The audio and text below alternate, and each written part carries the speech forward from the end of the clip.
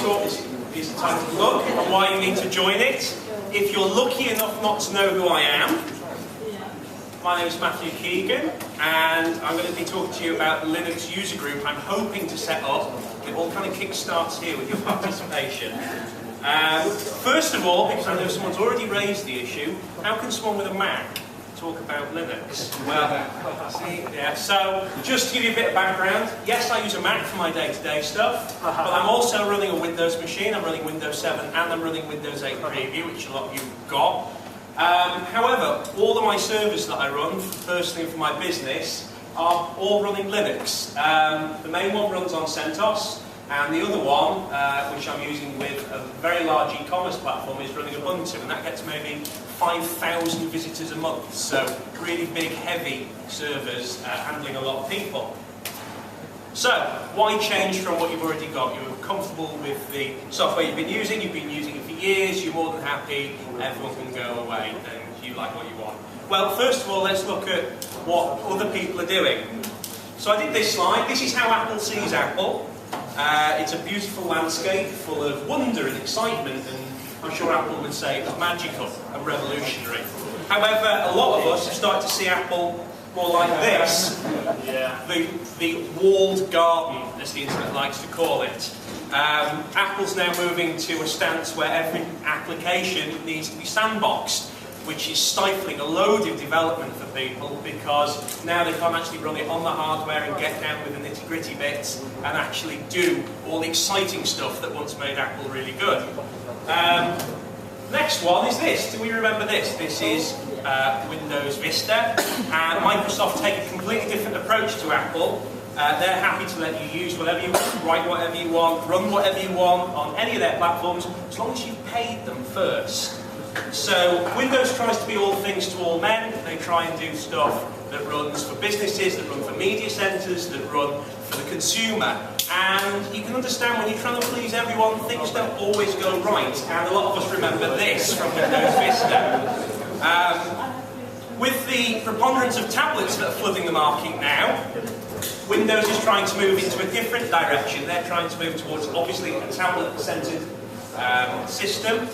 But this could affect business users. This could be the time where Linux really takes over, because all of a sudden those business customers that they held so dear are now kind of on the back burner while they handle all their sort of tablety, shiny loveliness and compete with Mac. Now Linux does have its own problems. He's a very famous proponent of Linux. This is how a lot of people still see today Linux users. Obviously you must have the long hair and the beard.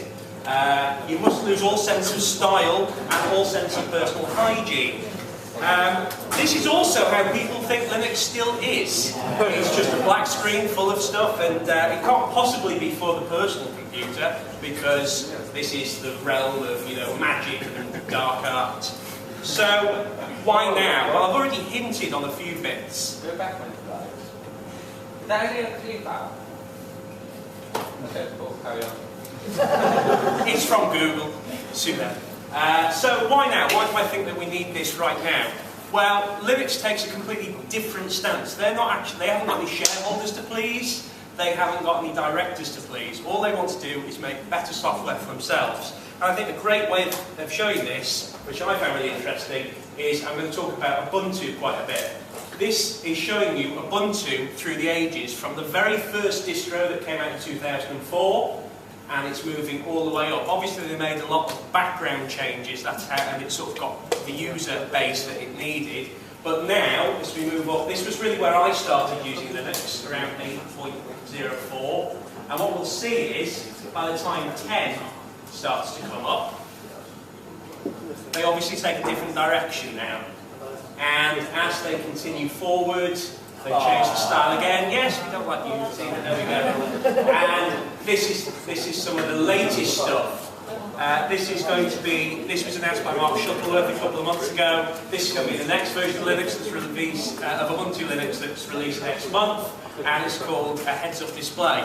Now, it's been touted by a lot of people in the technology industry as the biggest shift in Windows-based systems since the 1970s, so it'll be really interesting to see what happens. And this is a prime example of why Linux works really well. It is typing in commands, we're going backwards, but there we go. This is a perfect example of not having to satisfy shareholders and directors. They can do exactly what they want. So, but wait. People are already using Linux, and actually I think that the biggest change will not be in the desktop market over the next 5 years with Linux. I think that there'll be a bigger expanse within the personal computing with regards to hardware and also with big business. So if we take a quick look at that, you'll see that the London Stock Exchange in 2011 turned over to a Linux-based system and has been running it ever since. A few people already know that Large Hadron Collider's systems run huge amounts of Linux-based systems. But there's also Linux in things that you wouldn't really expect. Every single BT home hub that BT have ever sold contains a version of Linux. Voted this morning by Engadget as the best media streamer of 2011 is the Roku streamer. That also runs on Linux.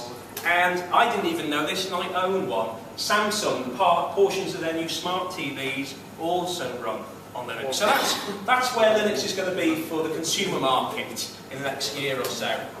But what about us? What about us as computer scientists? Well, actually, it's still important to us. Having looked at the statistics from the latest reports, show that 81% of recruiters said that hiring Linux talent is a priority to them, and a third of companies are now offering above normal pay to Linux professionals. So this is really why you should start thinking about it career-wise. Now, these statistics were taken from this morning, so they genuinely are up to date. This is the skill demand for Linux, the salary trend, which is still above average for most people in the industry, and the average Linux user, Linux administrator, earns between 35 and 40k in the city. Now, the most popular jobs that advertise Linux as a key value are some that are on here. As you can see, there's some pretty big names. There's general, even Java developers required, C++, Linux engineers, systems architects, web developers, even PHP developers are expected to work on LAMP stacks now. So that's where this comes in. This is the West Wales LUG. It has existed before, kind of died down a little bit, but I think we've got a really good group of students who can sort of help push this forward. This is a prototype. If people don't like it, email me. I'll try and work with you on stuff. So, LUGs, what are they? Well, it's Linux User Group, and there's one rule about Linux User Groups, and that is sharing. Now, it doesn't just mean sharing disks and different distros. It means sharing knowledge and ideas and sharing opinions as well, in a constructive manner, not arguing or keyboard warrioring, I might add. So, what will the structure be? Well, to be honest, it's really open to interpretation. I've never done it before. I've never sort of done anything like this before, so I'm kind of, you know, flying by the seat of my pants at the moment. So, again, people get involved and help out with it, please. Here are my current ideas, what I'd love to see. I'd love to see guest speakers. I'm already working with Richard Shipman to try and get Alan Cox to come and talk, who is an ex-Aberystwyth student who was massive in the area of Red Hat, who's now working at Intel. Another suggestion was an install party to help people who are a little bit afraid of partitioning hard drives and messing around with their computers, get that set up. A help desk to ensure that people can come and talk to people who've been using Linux for years, can come and help. And discussion panels, discuss where Linux is going, what we think, how much we hate Unity, do we think the heads-up display will be a good thing or a bad thing in the consumer market. And also I'd love to see more of a focus on open source job resources. Seeing as we're running open source degree schemes, I think it'd be great if we also had the structure in place to, you know, really push people towards open source jobs as well. Next question is, when is it? At the moment, I'm trying to book it for the end of the month. It really depends on when Alan Cox can come and talk. There will be something before the end of the month. Where is it really depends on how many people turn up. At the moment, it's going to be the Solarium, but if it gets bigger and better, yeah? Well, the idea is that we do something sort of, you know, fairly drinkless, and then we move on to a pub. So, again, it's open to change. If people vote that they want to do it in a pub, then that's fine.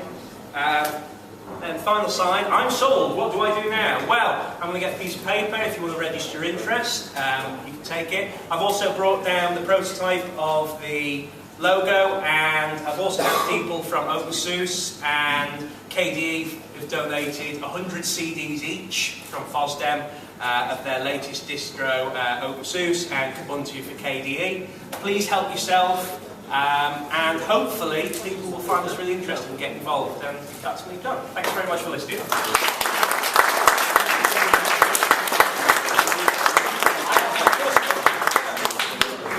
I gave a talk to West Yorkshire Library in 1998, Yes. and I was the only woman in the room. How are you going to try and stop that happening? Well, I think that we've got a really good group of women computer scientists. We've got the BCS with women, and there's something we can work with as well. If women don't want to come, it's really sad. But I'm going to really encourage diversity in there. Oh, she's coming. I think she's coming. Any more questions? Well, it works. The well asked, how did you end up being like? How did you? What shit got you into that club?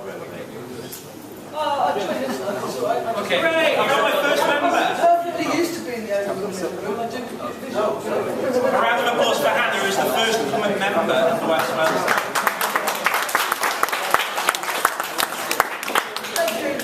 We're now a group of one. So if you want to join, I'll get sheep. I said first woman. So, yeah.